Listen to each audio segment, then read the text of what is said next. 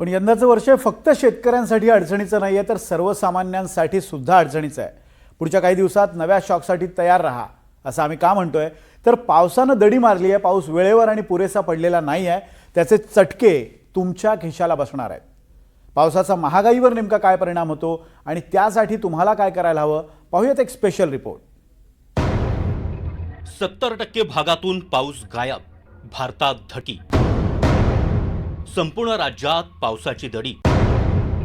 पाऊस विस्कटणार महाराष्ट्राची घडी. महागाईच्या शॉकसाठी तयार रहा.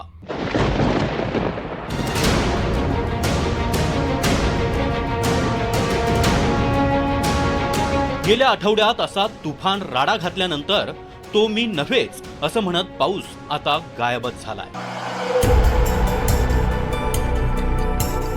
भारतातल्या तब्बल 70% भागातून पावसाचे ढग निघून गेलेत.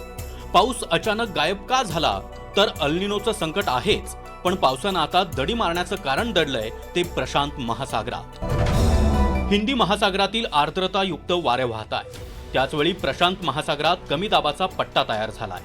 पश्चिम प्रशांत महासागरात सध्या एक शक्तिशाली चक्रीवादळ निर्माण होत आहे.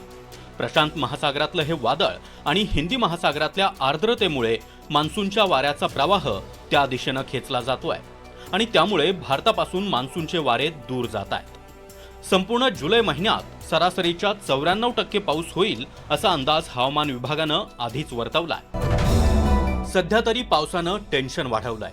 त्यामुळे महागाईच्या शॉकसाठी तयार रहा. पाऊस, पाणी, पिकं, अन्नधान्य, महागाई असं सगळं चक्र असतं. भारताची अख्खी अर्थव्यवस्थाच पावसावर अवलंबून आहे. पाऊस जो होतो त्याला आपण मोसमी हवामानाप्रमाणे होतो आणि त्या बाबतीत आपण थोडे सुदैवत की आपल्याला त्याचा अंदाज घेता येतो. पण एकंदरीत अनिश्चितता ही आपल्या पातळीलाच पुजलेली आहे आणि जेव्हा अनिश्चित पाऊस होतो तेव्हा ती शेतकऱ्यांची समस्या न राहता ती सर्वच नागरिकांची समस्या होते.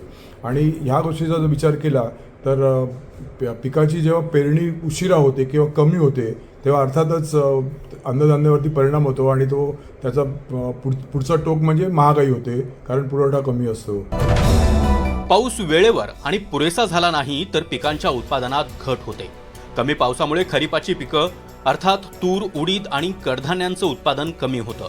उत्पादन कमी झालं की डाळी महागतात. सोयाबीन आणि इतर तेलबियांचं उत्पादनही कमी झाल्यानं तेलाचे दर वाढतात. तेल आणि अन्नधान्य उत्पादन घटलं की देशाला आयात करावी लागते. आयातीमुळे अन्नधान्य आणि तेलाचे दर वाढतात. कमी पावसामुळे विशेषतः टोमॅटो, हिरव्या भाज्या आणि फळं महागतात. शेतकऱ्याच्या हाती पैसा राहिला नाही की ग्रामीण भागातली क्रय शक्ती कमी होते आणि ग्रामीण अर्थव्यवस्थेला मोठा फटका बसतो. अन्नधान्य महाग झालं की महागाई दर नियंत्रणात आणण्यासाठी रिझर्व्ह बँक रेपो रेट कर्जावरचा व्याजदर वाढवू शकते. परिणामी गृहकर्ज, वाहन कर्ज आणि कर्जाचे हप्ते महाग होतात. कमी पावसाचा परिणाम पशुखाद्यावरही होतो. हिरवा चारा मिळाला नाही की दूध उत्पादन घटतं. परिणामी दूध उत्पादन कंपन्या दूध दर वाढवू शकतात. या सगळ्याचा परिणाम म्हणून दही, पनीर, तूप, लोणी आणि चीज देखील महाग होऊ शकतं. महागाईचा हा परिणाम नेहमीच आपल्या व्याजदरावरती होतो आणि हा असा म्हणजे जो आर्थिक जो परिणाम होतो, कारण आपली जी अर्थव्यवस्था आहे ही शेतीवरती अवलंबून आहे आणि आजच्या घडीला जो अनिश्चित पाऊस होतोय त्याच्यामुळे पेरण्या लांबल्या आणि आता तर विदर्भासारख्या काही भागामध्ये तर पेरण्या अजून झाल्याच नाही आहेत किंवा त्याच्यात सातत्य नसेल तर त्याचा मोठा परिणाम हा नक्कीच अन्नधान्यावरती होतो. आणि जो निर्देशांक आपण म्हणतो त्याजवळ जे वेटेज असतं ते जवळजवळ 46% आहे आणि अशा तऱ्हेने जर पाऊस असाच राहिला तर ते एक मोठं चिंतेचं कारण असेल आणि त्या चिंतेतून आता कसं दूर होणं हे बघणं महत्त्वाचं आहे. आणि आता सगळ्यात महत्त्वाचं म्हणजे गायब झालेला पाऊस पुन्हा कधी येणार? तर त्याचं उत्तर म्हणजे 21 जुलैनंतर मान्सून पुन्हा सक्रिय होण्याची शक्यता आहे. जुलैच्या शेवटच्या आठवड्यात महाराष्ट्रात चांगल्या पावसाचा अंदाज आहे. तसंच ऑगस्ट सप्टेंबर महिन्यात देखील मुसळधार पावसाची शक्यता आहे.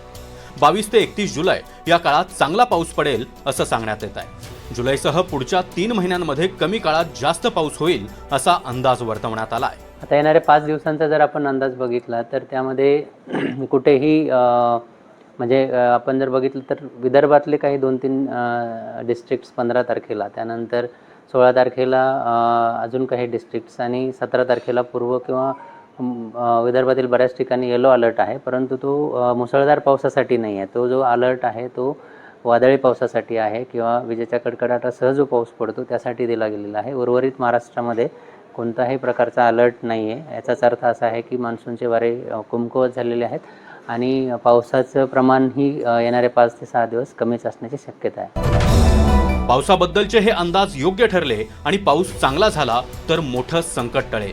मात्र पावसानं दगाफटका केला तर मात्र महागाईचा राक्षस वाट लावणार हे नक्की. Bureau report, NDTV Marathi, Mumbai.